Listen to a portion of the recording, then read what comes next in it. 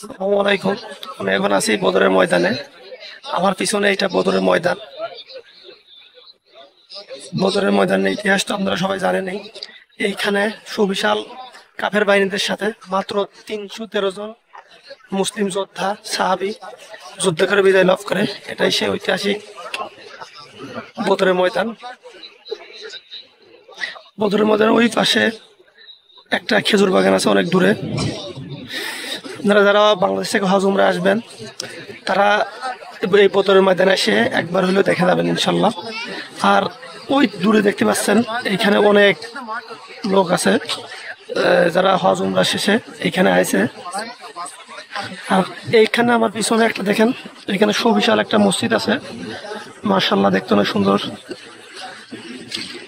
এখন মাগরিবের ওয়াক্ত নামাজ শেষ করে আমি ভিডিওটা বানাচ্ছি। আমার পিছনে এটা আছে বদরের ময়দান। এইখানে